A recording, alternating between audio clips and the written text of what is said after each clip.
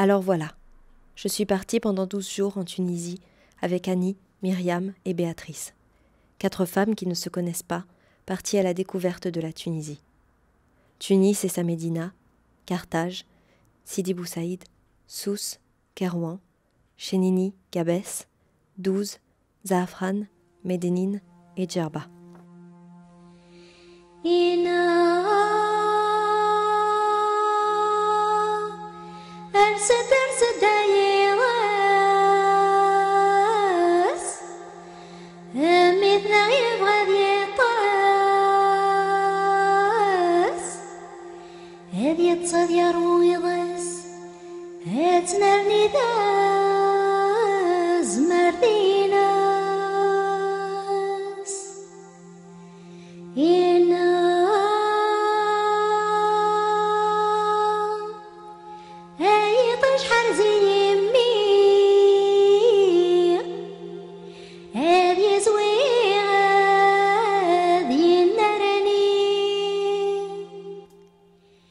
Sous un soleil apaisant, je marche mes premiers pas sur les vestiges de l'ancienne cité de Carthage, à la rencontre d'un pays à l'histoire si ancienne. Une histoire qui se lit dans le paysage inoubliable, dans la beauté des médinas, dans la pureté des mosquées. Mais aussi, une histoire qui se lit sur les visages de toutes ces personnes qui vont croiser mon chemin. Des femmes et des hommes qui racontent un pays blessé par tant de répression. Mais un pays qui renaît, rempli d'espoir. Un pays qui lutte pour une vie plus juste. De toute génération, les citoyens tunisiens se sont emparés de leur pouvoir d'agir au service de leur nouvelle démocratie. Première étape, les journées cinématographiques méditerranéennes de Chénini. Évidemment, il est pour faire cela. On a vu depuis quelques jours des films qui témoignent, qui m'ont appris beaucoup, même par rapport à l'année dernière, sur le regard qu'ont les jeunes cinéastes sur leur société, comment ils l'abordent. Et ça en dit long. Enfin, il y a évidemment les échanges, les conversations, mais la production d'œuvres d'art ou cinématographiques dit beaucoup de choses sur tout ça. Et donc ça, c'est mon sens très, très important. Communiquer, échanger des expériences, c'est l'objectif des journées cinématographiques méditerranéennes de Chénini depuis une dizaine d'années. Créer des réseaux associatifs et organisationnels du vécu et de l'expérience individuelle, c'est contribuer à reconstituer le tissu social. Nos rencontres veulent rendre possible, par l'échange d'expériences et d'actions de terrain, le dialogue, l'ouverture. Il s'agit de réaffirmer et de renforcer les liens humains et culturels qui nous rassemblent dans l'espace euro-méditerranéen. La chance des ciné-clubs ou des journées comme celle de Chénini, c'est qu'on ne fait pas que consommer, on débat, on discute, on échange des idées autour d'un film. Et c'est ça qui est précieux. C'est comme ça qu'on existe, en étant actif devant ce qu'on nous propose, c'est comme ça qu'on dialogue. L'oasis de Chénini. Racontée par les anciens, elle était un paradis terrestre. Elle inspirait toute la poésie de ses habitants. Un après-midi, je l'ai à mon tour découverte. Sa beauté aride me rappelle les paysages de la région de mon grand-père, en Argentine. Malheureusement, la sécheresse l'a considérablement affaiblie. L'eau de l'oasis est utilisée pour alimenter une usine de phosphate installée dans les années 80. La SOC, Association de sauvegarde de l'oasis de Chénini, œuvre aujourd'hui pour la sauver, en cultivant et en réhabilitant ses terres. Le principe de l'agriculture et de la culture dans les oasis, c'est ça. L'arbre, le premier étage, c'est le palmier, puis après les arbres fruitiers, puis après en bas, les cultures maraîchères. Parce que les palmiers, dans cet arbre-là, il y a un microclimat qui favorise. Et le problème, comme on a expliqué hier aussi, un des problèmes, c'est de tuer les palmiers. Vous voyez, là en face, on voit un palmier tué. Et on dit si ça continue, ça va un état qui va disparaître, ça va être le désert. Le désert, oui. Voilà, c'est pour cela qu'on milite aussi pour sauvegarder cette oasis. Ça fait donc 1 heure que nous sommes dans un louage. Et j'ai l'impression que ça fait 4 heures.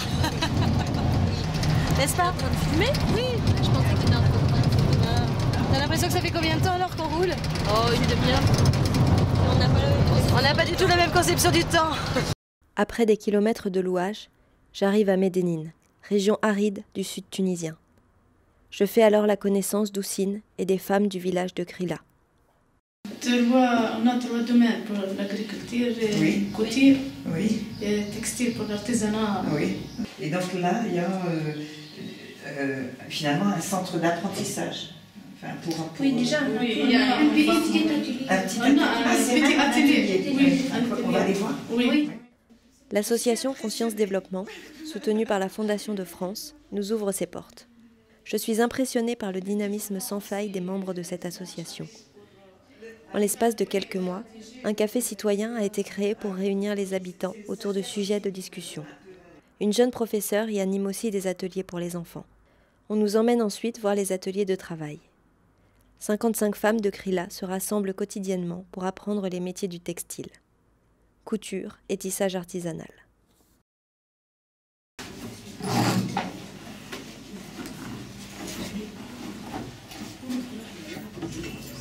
Et je crois que c'est dans les projets.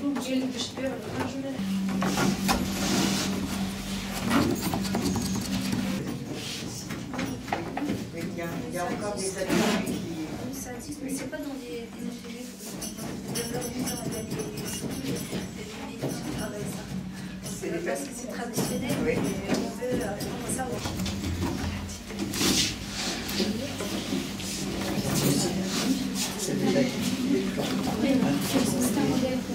Je suis née ici, j'ai fait l'école et j'aime donner ce que je peux faire. C'est une association très importante, on a besoin donc, de tout ça après la Révolution surtout. Cette association, c'est une prise de conscience donc, de la part donc, des jeunes surtout. Et... Ah non, là je suis en train de filmer ça. Une prise de conscience donc. Ces jeunes femmes, qui ont étudié dans les villes du Nord, ont décidé de revenir vivre dans leur région natale en essayant malgré les difficultés de redonner un souffle aux campagnes du Sud. Je continue la visite avec Houssine vers les unités d'élevage et de maraîchage.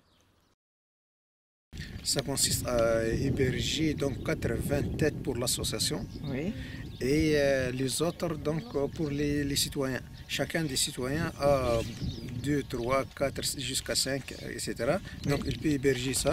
Donc il donne un frais mensuel qu'on n'a pas jusqu'à maintenant décidé la valeur. La capacité totale c'est 550 têtes.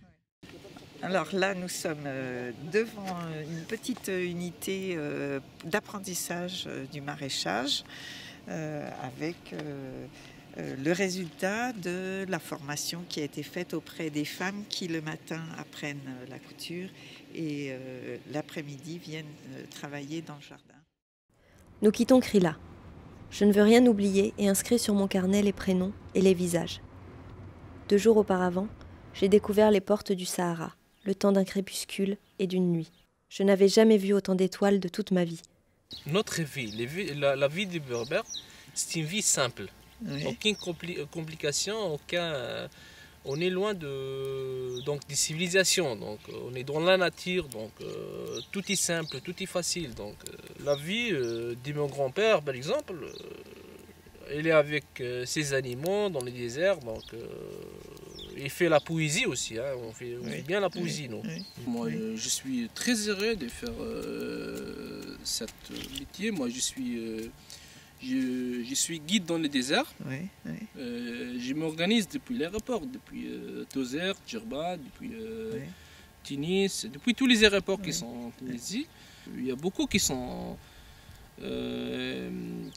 trouvés leur soie ici dans les déserts, dans les cannes. Il y a beaucoup qui sont plairés qu'on arrive là dans les grands silences. Et ces gens-là, toujours, ils ont l'appel des déserts. L'appel des déserts. C'est normal, tout le monde, on a des difficultés dans la vie, tout ça. Moi, je vais aller tout seul, d'être dans les déserts. Et pour réfléchir. Tu peux faire tout dans les déserts, loin des regards des autres, loin de tout. Tu peux pleurer, tu peux dormir sur les sables, ça donne une relaxation, tu sais, le désert. Ouais.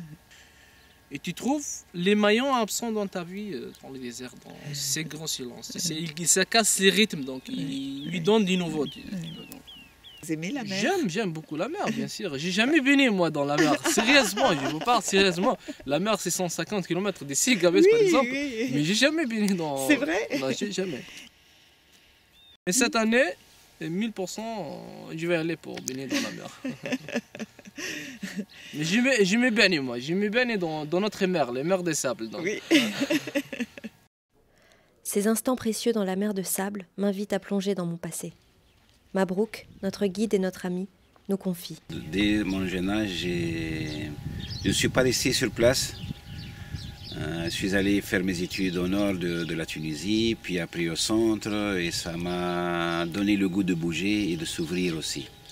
C'est pour cela que, après, même lorsque j'étais dans mon école normale, pendant mes vacances, je pars pour l'Europe, je pars voir autre chose. Et ça m'a donné le goût de rester et de partir. Oui, et rester en prenant appui autant sur les traditions, c'est facile à vivre avec ce souhait d'ouverture? Bien sûr, tu vois, je porte le birnos et j'ai le portable. Et là, tu nous parles d'éducation nouvelle. Ah oui, oui, oui. Et comment ça peut être accepté?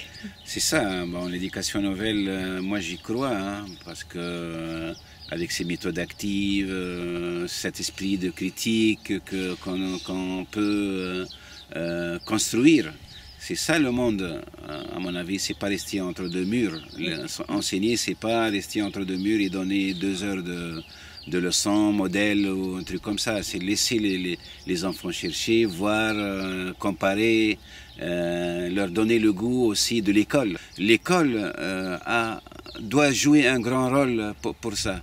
Et dans cette ouverture, qu'il peut ancrer les jeunes dans le pays, donner le goût de vivre ici.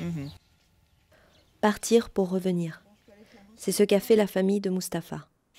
Ils ont décidé de s'installer à nouveau dans leur village natal de Kérékria. D'ici se dessine sous mes yeux la beauté de cette terre rouge. Au loin, j'aperçois les montagnes. Le silence est apaisant.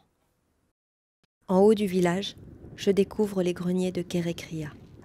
Des chambres qui ont été faites pour stocker des oliviers, toute la nourriture, quoi. La nourriture, oui. Pourquoi les habitants ne stockent pas chez eux? Oui. Parce que jadis, ils se déplaçaient vers les oasis, sources de nourriture, les oasis de Metouya à Gabès, à l'île de Djerba. Et donc, ils laissent leurs provisions, leur stock ici ensemble avec des gardiens. Donc c'était fait pour ça. Et depuis quelle année ce n'est plus utilisé comme ça? Il y a une 30aine d'années. Dans ce lieu magique et inhabité, Chérif, le fils de Mustapha, tient le seul magasin de proximité. Oui, les habitants autour de là, oui, ils viennent quotidiennement pour... ils ont besoin d'acheter leur nourriture. C'est une boutique agroalimentaire. Nous, moi, car j'ai des activités dans le cadre d'une association Al-Wafa. Et on fait surtout des projets pour que les gens ne quittent pas la région, et même les gens qui ont quitté, ils puissent revenir. Voilà. Avant, j'ai travaillé dans plusieurs régions, comme à Tunis, capitale, à Hammamet, à Sfax, dans le domaine informatique, développement des sites web, des applications, tout ça. Maintenant, j'aime bien revenir à ma région d'origine, et continuer à travailler. Moi, maintenant, j'ai pas besoin d'être à Tunis ou à Médine, car surtout via l'Internet. Ici, il y a la connexion Internet via un clé 3G. Oui. Et je prospecte via Internet des projets de création des sites web. Et voilà, j'aime bien rester ici. Laisser les grandes routes et prendre les sentiers. C'est ce qui a fait la richesse de notre voyage. Aller à la rencontre de ces femmes et de ces hommes qui créent des réseaux associatifs, des lieux de rencontre, qui libèrent la parole afin d'inventer et construire leur démocratie naissante.